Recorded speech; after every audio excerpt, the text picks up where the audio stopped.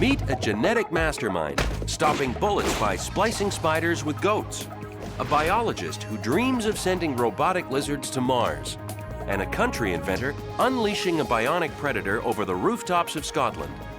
Animal-inspired inventors find space-age solutions to modern-day problems with a helping hand from nature.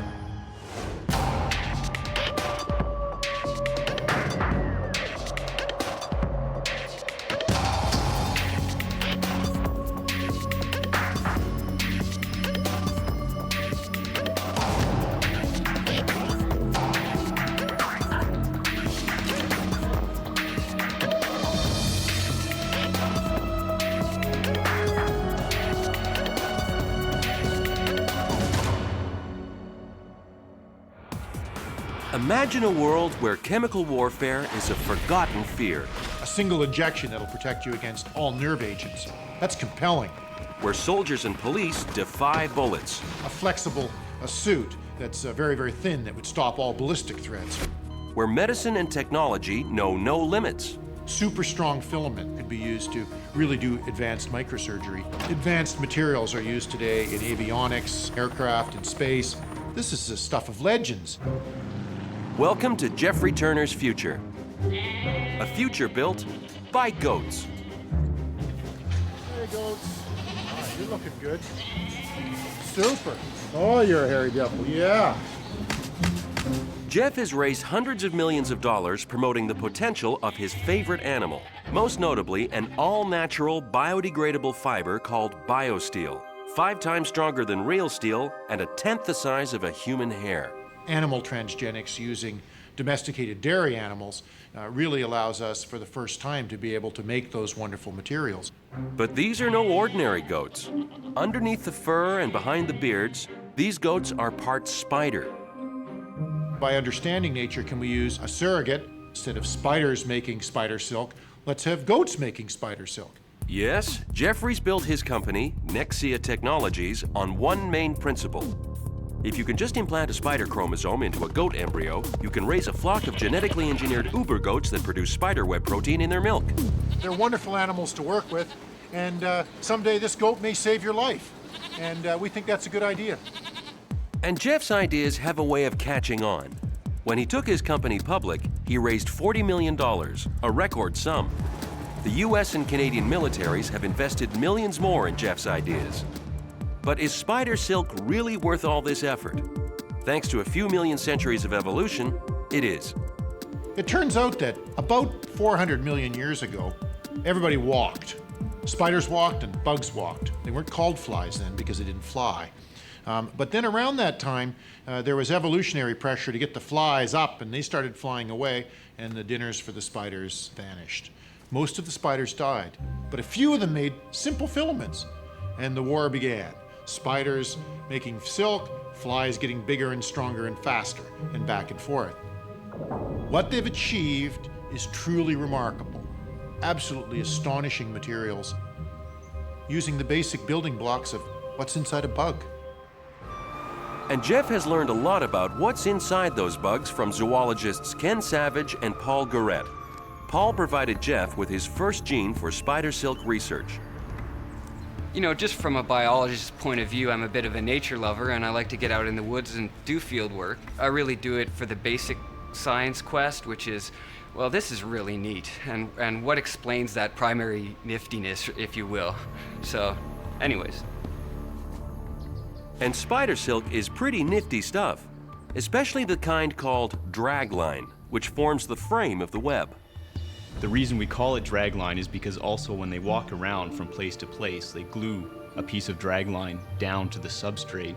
Just like a rock climber attaches ropes to keep them from falling, so if the spider falls off something, that dragline catches them. It acts as a safety line.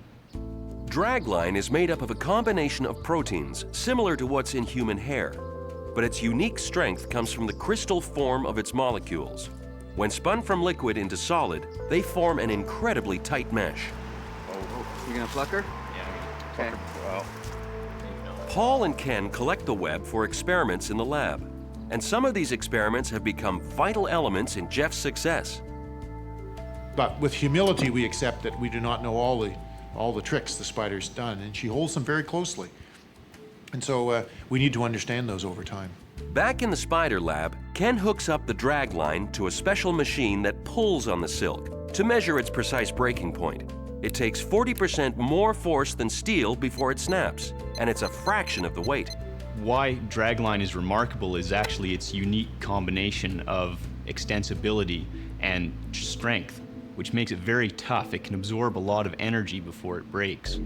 If one thread is this strong and lightweight, what about the potential of thousands of the fibers woven together? A bulletproof vest lighter than anything available today. Or a shock-absorbing combat helmet. With the help of his goats, Jeff is the world leader at making spider silk. Well, next to spiders, that is.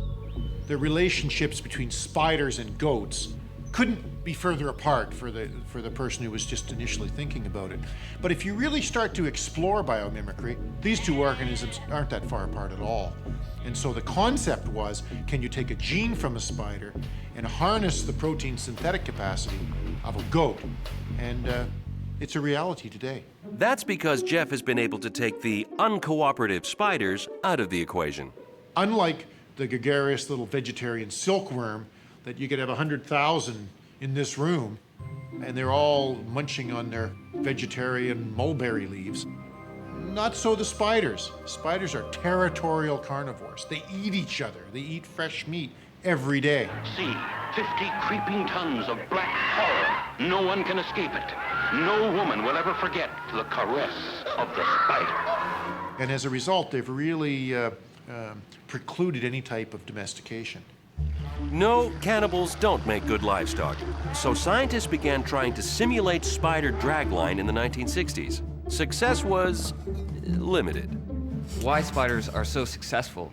It's a very important and profound question on many levels. As a biologist, Jeff was intrigued by the puzzle of dragline. But it wasn't his problem yet. He was still an academic, keeping goats as a hobby, never dreaming they would hold the answer to one of nature's great mysteries. Well, they're neat animals. Some people like horses, some people like dairy cattle, and I happen to like goats. That's why he's kept a goat hobby farm for years. At home we have goats as well, so they're truly remarkable animals. They're curious, they're interesting and interested in what we're doing. In 1992, Jeffrey started his company. The spider silk theories were still years away. His first effort was in the fight against chemical weapons. He wanted to use the udder as a factory to reproduce and improve upon the human body's natural toxin fighters called bioscavengers. Proteins that search out and disable toxic molecules that enter the bloodstream through food or the air. When coming in contact with the toxin, would bind them or scavenge them, thereby inactivating them and preventing their toxic effects. That's fine for naturally occurring poisons, but Jeff theorized that if he introduced human genes into the goats, he could produce stronger proteins to fight off threats far more noxious. What about an environment that has a lot of toxin, where you've got things like nerve agents, nerve gases on the battlefield, where the toxic aspects are huge and the death is almost instantaneous because of the toxicity of these molecules? Meet Willow, the world's first goat-human hybrid, 1/75,000th human to be exact. She showed Jeffrey just how well goats could simulate proteins, lessons that he would soon apply with this male named Webster, who would take over the forefront of Jeff's research. She really taught us a lot in that this technology did work, and hey, big guy, and that it worked and it could pass the genetics on to the subsequent offspring. So yeah, we've had a lot of these. Yes, okay. You're the big guy. You're the big guy. Yes, you are. After 5 years and many pairs of coveralls, the company built its 85-acre farm in the Quebec countryside. Surrounded by goats, at work and at home, Jeffrey began having strange new ideas. Could these animals be the solution that scientists had been working 4 decades to find? Jeff Turner had realized that goat's milk was the key to the holy grail of material science, a fiber 5 times stronger than steel. We understand that within spiders there are silk glands, and those silk glands take nutrients from the spider's blood, read the genetic code inside the spider's cells, and synthesize proteins that they store in little sacs. If you understand the anatomy of a goat mammary gland specifically, it's very similar. All mammals produce milk for their young, but Jeffrey saw that genetically modified goats were the perfect candidates to act as surrogate spiders. If you take a mouse on one end and an elephant on the other end, or a dairy cow on the other end, there's really two criteria. One is the ease of genetic modification, or the ease of introducing a gene, and secondly, the amount of material that the animal will make in the milk. Mice are really easy to genetically modify, but they don't make much milk. There are no commercial mouse cheeses, for example. But goats were only half the equation. Now it was time for Paul to provide Jeff with the gene that would get Nexia's research underway. I had a gene that was published in Science back in '96, and that was a dragline gene. Catch a spider in the wild, you sacrifice it, unfortunately. You go into its butt and you dissect out the different types of silk glands. Liquid nitrogen freezes the glands for gene extraction. And now we're in grinding. This is part of the process that Paul doesn't describe in detail to the women that he meets. It depends who she is, right? Maybe not on the first date. But Nexia's Anthula Lazarus was very interested in Paul's work. She would weave theory into a real dragline. When people say you can't do it or it's difficult, that's where I'd like to step in and say, well, let me try, let me see what we can do. But could she alter a spider gene to take root in a goat? After some initial trials, Anthula was ready to spin Jeff Turner's dream into reality. You collect an egg from the goat, you inject the DNA into it, and then you wait 5 months, which is the gestation period of the goat. The kids are born. The goat then grows up, reaches sexual maturity, gets pregnant, and then starts producing milk. And we put on a molecular switch on that gene so that as the animals, the females obviously, produce milk, within that milk is the normal milk proteins and a new protein. That protein is spider silk. You'll never forget the touch of the spider. Goats running around producing spider silk in their milk, it's a little weird. So, had the genes survived intact? Were they replicating in the gestating goats? The team waited and waited for a spider goat to be born. The question on everyone's mind, would the first goat produce the milk that held the key? The answer? No. And when you do these types of programs, you don't choose the sex of the offspring. And you introduce the gene and it's male or female. And it turns out that our first two were males. And so, they waited again for Webster the goat to have a daughter. And this time, in the lactational system of all of his daughters, we've shown quite clearly that, in fact, it is functional. These genes work in the mammary gland of these female goats. And this guy was the guy who contributed that genetics in the first place and continues to contribute that genetics. yes, Webster's a busy boy, and Jeff soon realized that the altered genetics were being passed from generation to generation, with no degeneration. Now, the next step, getting the silk out of the milk. And what this process is of purification is converting this milk, the protein in this milk, into a spin dope, highly concentrated spider silk solution. If we think spiders are very economical with their silk, and the amount of silk that we have in this little tube would literally produce miles, probably here about between 10 and 20 miles of silk filament. The spin dope protein is made of raw amino acids in a unique liquid crystal form. Jeff won't say how much he gets from a liter of milk.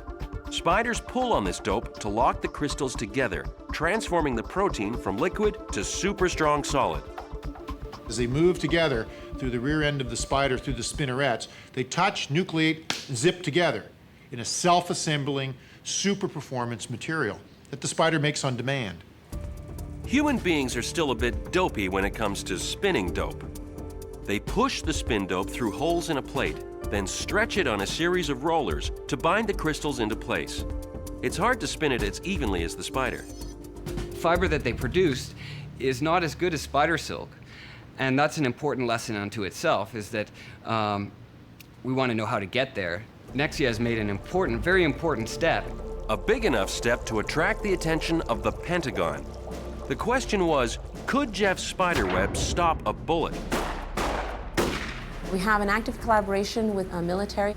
Obviously what they're interested in is, can we replace Kevlar, for example, or other fibers? With military investment pouring in, Jeff's dream gets closer to reality. But don't rush him.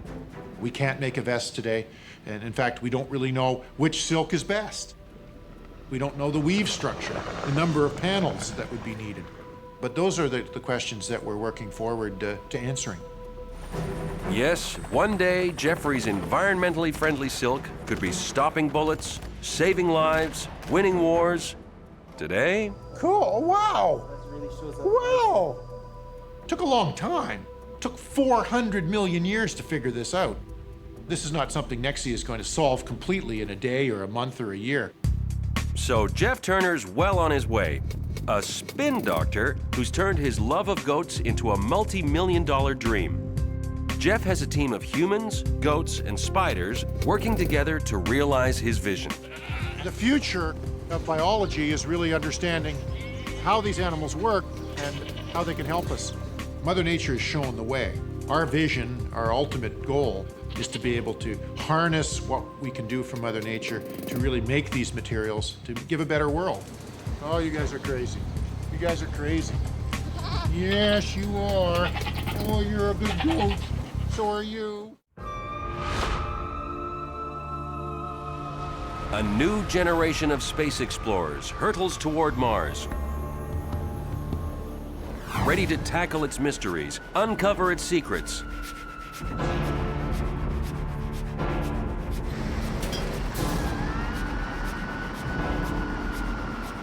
A real dream of mine is to see a gecko-inspired robot walk across the surface of Mars someday. A relentless climber, easily handling the roughest terrain. Nothing stands in its way. A new generation of Mars rover that's able to maneuver through very complex terrain. And this rover wouldn't get stuck on small rocks like the original rover did. Keller Autumn doesn't like getting stuck. He wants to answer the questions of Mars using the great secret he's uncovered on Earth. There's so many secrets of nature hiding out there. You spend any time in the outdoors and you just can't help being amazed at all of the different forms that life takes. It's nature that drives Keller's dreams, in the form of a rather malicious little lizard called the gecko. And this gecko really wants to bite me. Be calm. Be calm. I'm your friend. Yeah, see, geckos are never your friend. But they are Earth's stickiest inhabitants, able to climb and cling to surfaces with incredible ease, defying gravity in a way that puts even a superhero to shame. I was on an airplane going to a meeting and they showed the movie Spider-Man. I was thinking about geckos and I couldn't help thinking that someday we might be able to do that. But we won't need cumbersome suction cups. We'll learn the secrets of the animal kingdom. Now, there are many creatures that take advantage of adhesive forces to climb vertical surfaces or to hide on the bottom of leaves, for example. Salamanders can be found using suction. Frogs use capillary forces in their toe pads. Many, many insects use a glue and they leave sticky footprints if you look very closely on your window. But the gecko leaves no footprints at all.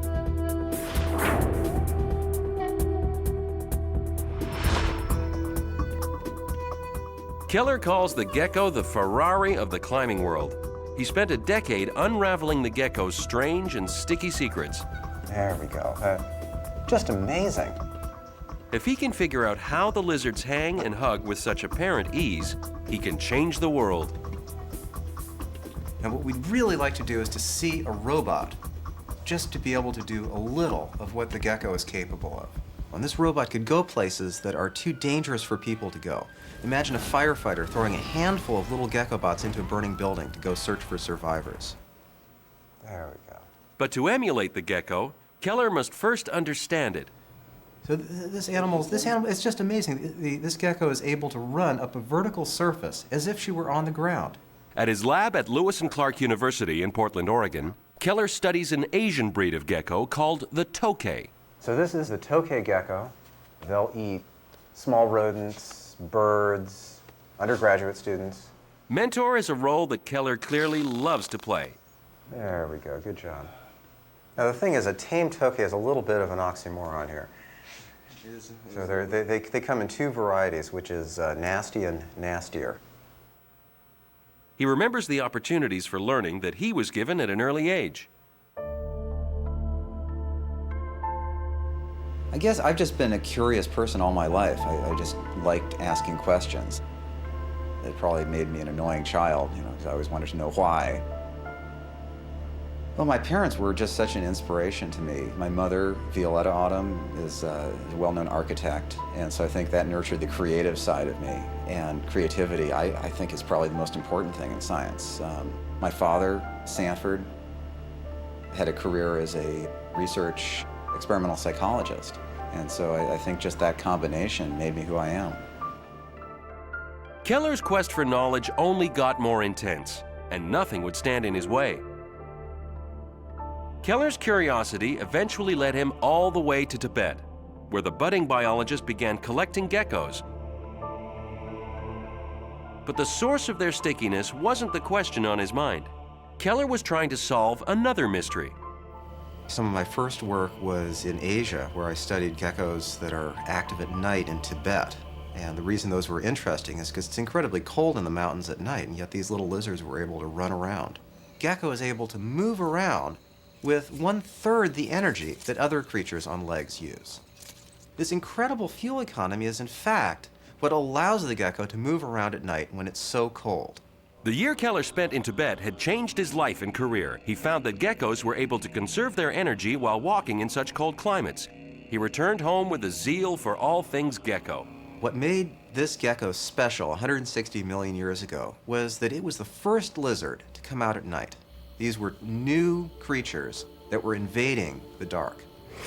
Geckos have incredible sensory capabilities. They have huge eyes. Their aperture of their pupil is so large that they can see with many times the sensitivity of the human eye at night. Geckos have incredible hearing, and the tokay gecko, in fact, has the best hearing of all.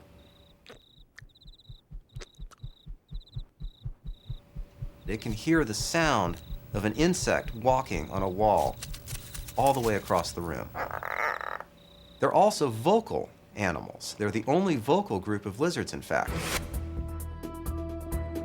There are over 850 species of geckos around the world. They come in all sizes and colors. They inhabit all kinds of climates and environments. Their variety and sensory abilities make them a biologist's dream. Keller was hooked. He threw himself into gecko legends with as much passion as the science. But evidently, during the Vietnam War, a new group of American recruits was sent on a scouting mission deep into Viet Cong territory.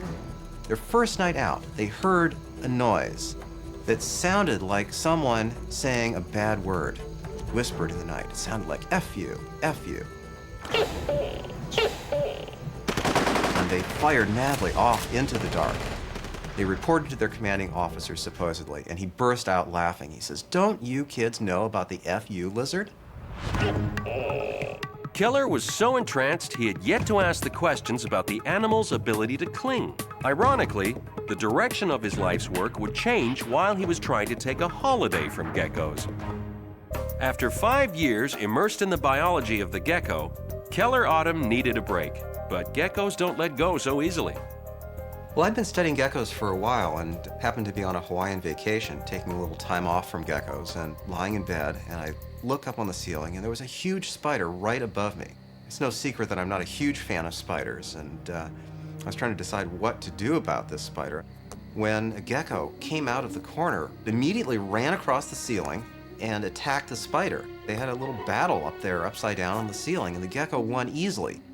Well, I was wondering, why is it that the gecko is so much better at sticking to the ceiling than the spider was? How is it that it can run upside down just as easily as it runs on the ground?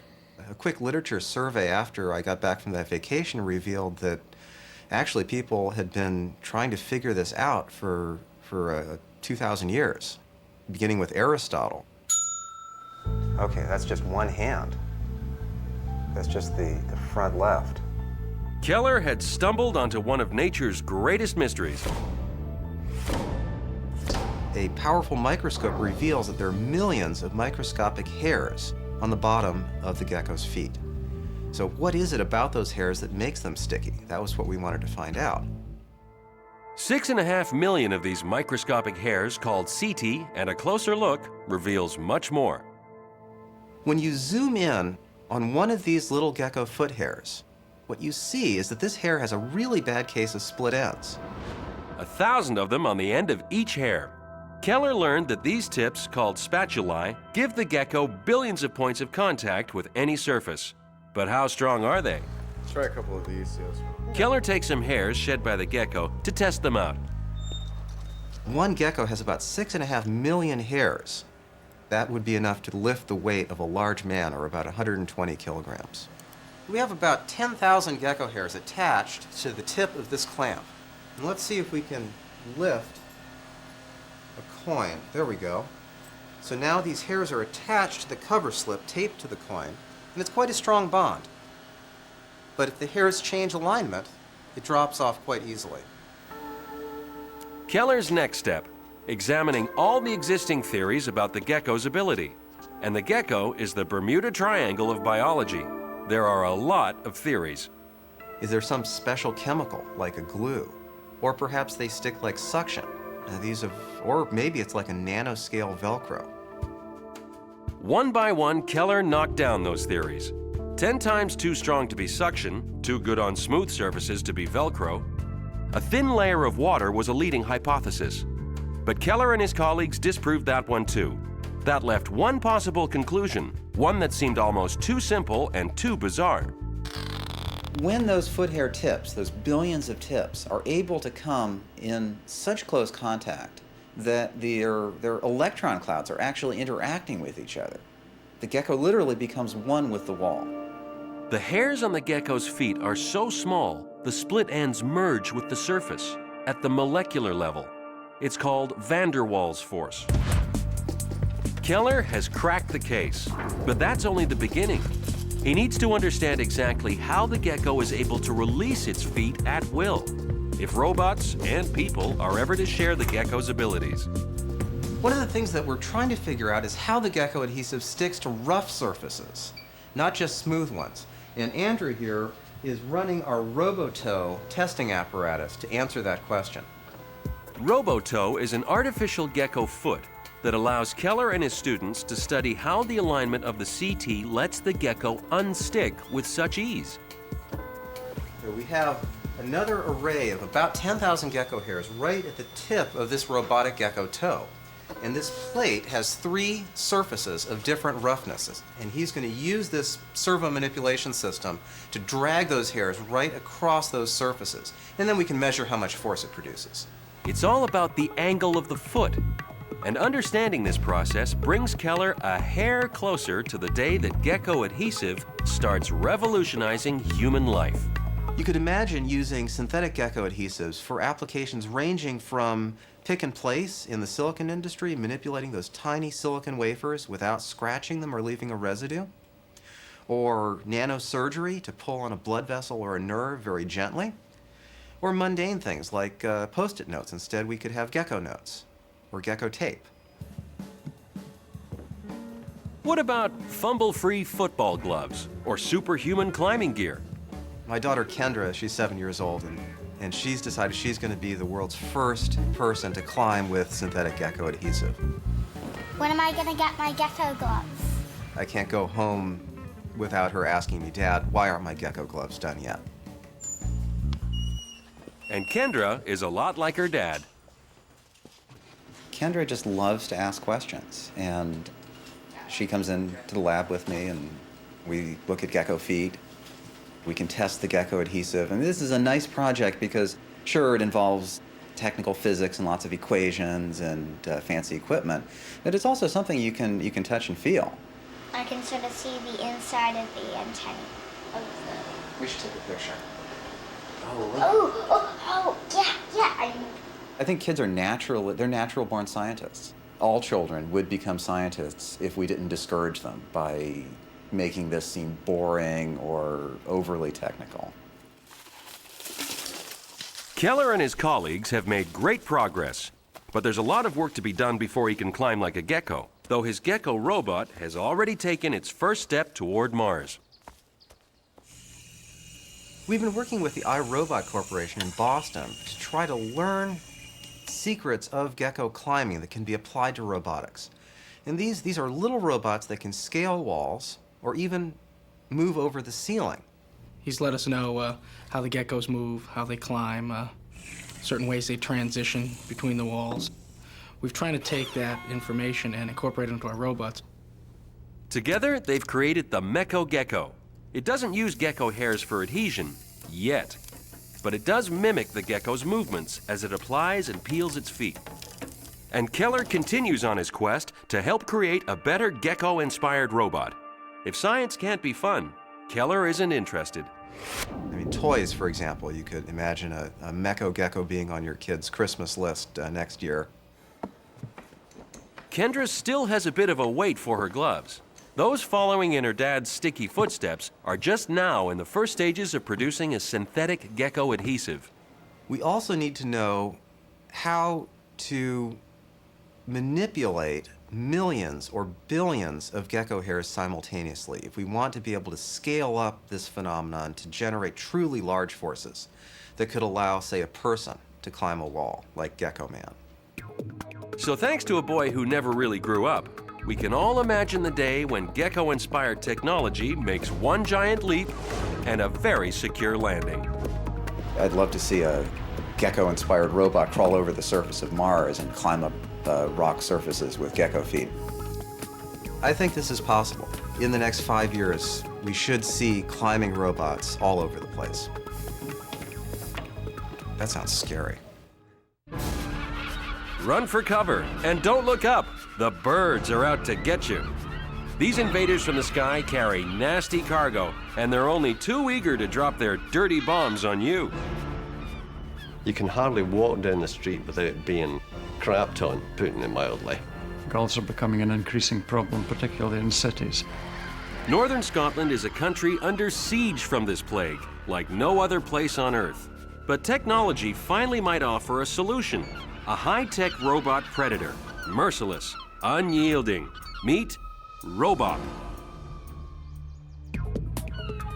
Bob McIntyre is a pest control expert who's seen too many plastic owls humiliated by the fearless gulls. He knows there's a better way. The idea's there, the concept's there, but the owl is not predator of gulls, so that concept for me is out from day one. But there's one bird that's a predator to virtually everything that flies, the Terminator of the sky. Peregrine falcon is the ultimate killer in the bird world. The peregrine dives at 180 miles an hour, so in Great Britain alone, it's been recorded taking over 100 species.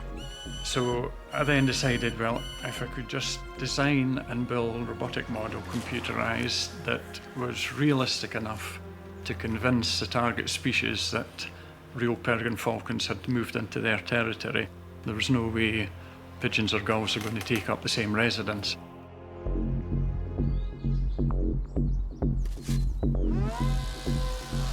But where was Bob to find an electronics expert in the remote Scotland countryside? The local model airplane enthusiast, of course. That's where Alan Davey comes in.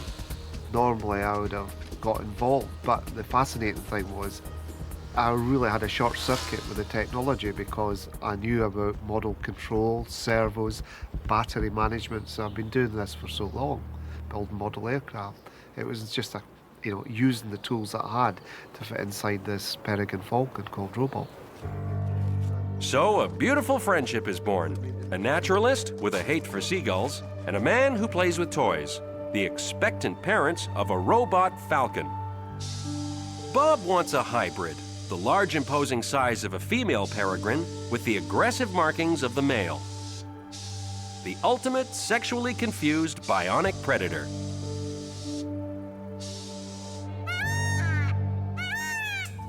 Based in a centuries-old castle surrounded by birds of every feather, Alan programs the Robop's movements. Well, after I had the basic shape made, Alan put very simple electronics into it, which allowed the head to turn and the wings to flap. Not a very complex movement at all. While he waits for Alan to finish the electronics, Bob tests out the effects of his inanimate model. When I stopped there, there'd be 200, 250 gulls resting on the loch. So I sat the bird down on a rock and switched it on and retreated. Nothing happened for about 5 minutes because the bird wasn't making any sound. There's no sound box in it at this stage. The first gull that was actually in flight came over, and you could see the head going from side to side as it flew over. Did a circle, dropped about 10 meters, and then came back, gave its alarm call, and instantaneously every bird from the loch lifted. The noise was incredible, so they drifted over to see where their pal was in distress, basically. And everything started. They were swooping at it and dive bombing, just missing it. And within 10 minutes, the whole place was just devoid of birds. So that was very, very encouraging. Robop proves its worth, but Bob and Alan have no idea how to make him take off. They need some marketing savvy, a slick pitchman to sell Robop to the masses. If anybody thinks they've got a bird problem, it's Robop immediately comes to mind. Entrepreneur John Donald has the smoothest tongue in the Highlands. If he can't sell it, it can't be sold. John is immediately swayed by Bob's charm and impressed by his knowledge. Really interesting thing about Bob is if you go on a long business trip with Bob, like I've been, particularly up to the north of Scotland, it's like it's a wildlife safari. As you're driving along the road, he's spotting, you know, buzzards and falcons and all kinds of creatures. But Bob's just lived in the country and he sort of eats, sleeps and breathes this sort of country environment, and he knows all about the birds and their habitat and behaviour and so on. And most of which would pass, you know, 99% of the population completely by. But Bob's growing up in that environment. That's the basis from when he gets the whole idea. Despite the problems of getting to work in the morning, he's happy to be on Bob's team. Yeah, we're living with peacocks. It's a bit of a challenge. We're also living with geese on the drive, which, you know, they're really, really stubborn, difficult to move when you drive in the morning. So sometimes you have to park the car down the drive and walk because they simply won't move out of the way.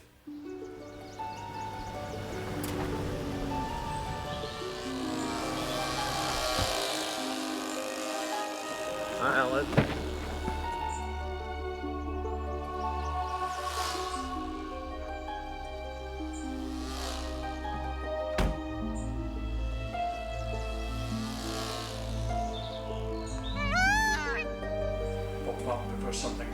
What we're really trying to achieve, we want to have a constant deterrent on the building. With John aboard, the team sees room for some modifications. A more realistic Robop will sell better, and a vocal Robop will better scatter the flocks. Alan takes his baby back to the workshop. Robop's heart is the microprocessor and some management chips for battery and the voice. Alan programs Robop Mark II with flapping wings and a randomly moving head. Realistic movements that should put the fear of falcon into the seagulls of Scotland. If I turn it on, you'll see the movements and the noise.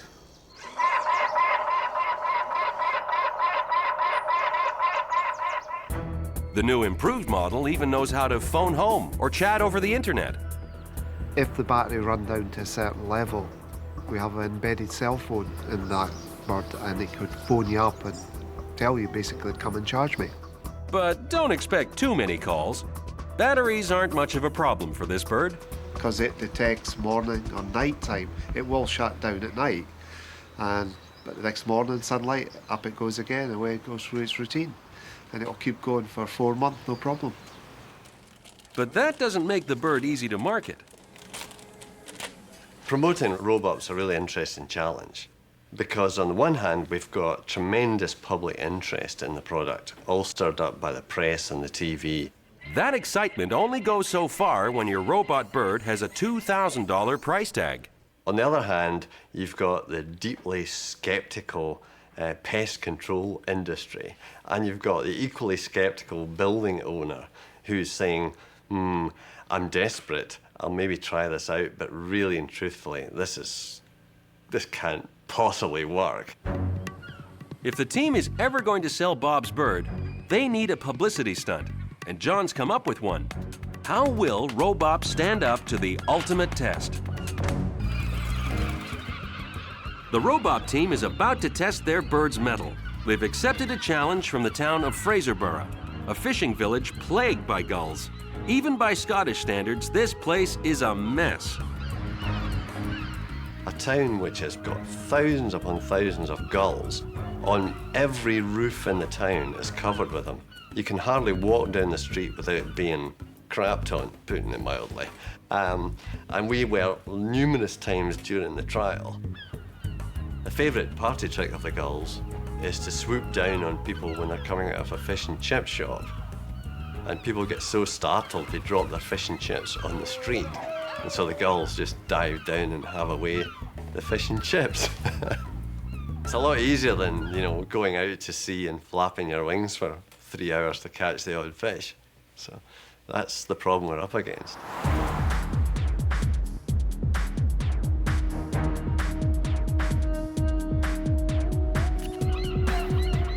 This is the real test. If Robop can save Fraserburgh, it can solve anyone's gull problems. The voice chip seems to get some attention. Then, all hell breaks loose. The seagull's first reaction is to attack. The question is, will they flee when Robop shows no fear? With Robop holding his ground, the gulls finally give up, fleeing the docks. For 2 days, Fraserburgh Town Centre is completely free from the sky-borne plague. Quite pleasing, actually. If Robop doesn't move, and obviously won't leave the area, there's no way the gulls are going to settle and sit contented underneath them, because there's always going to be these alarm calls going, so it's quite encouraging. After Robop went up, we had 2 days where we had complete zero gulls. It seems that Bob, Alan, and John have a winner in the showdown. But by week 5, Robop unexpectedly gives up, and the gulls start to return. We think what probably happened was that the battery went flat, and then the seagull took the opportunity of saying, well, let's just tough it out. It doesn't seem to be moving, so we'll just move in and we'll just set up shop. To make matters worse, Robop's failure makes headlines across the country. One of the main papers in Scotland on Thursday, there was a photograph of Tony Blair on the front page, a photograph of George Bush, a £5 million fraud that had gone on, and then Robop fails to clear the gulls in Fraserburgh. I mean, it's crazy. Just total crazy reporting.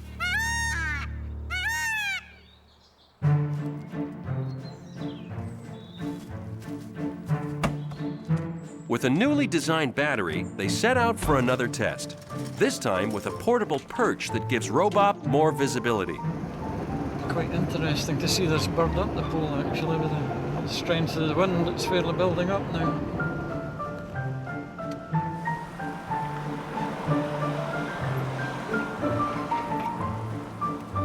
A local farmer wants to see if Robop can save his crops from hungry crows and pigeons. A friendlier alternative to the old gas gun.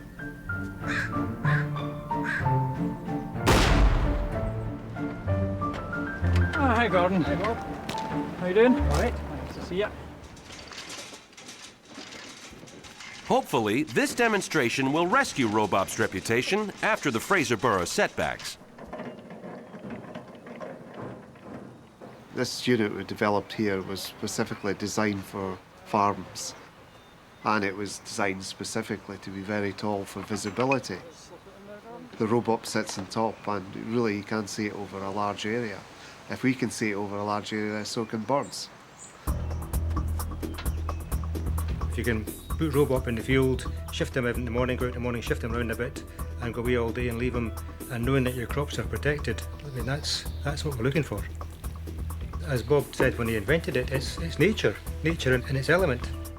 And highly visible on his perch, Robop keeps the fields free from the scourge of pigeons and crows. Robop has its first farm customer. And he'll go like that now for 200 days. 200 days. 200 days. No problem. But Robop has greater challenges if it wants to attract the bigger markets.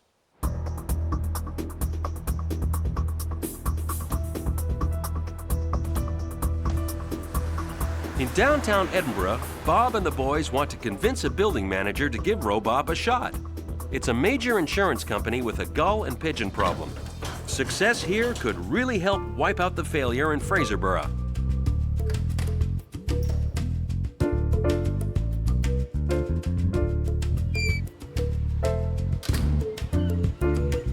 This is Robop's big chance. If it works in this urban environment, it could soon be keeping the pigeons out of Trafalgar Square.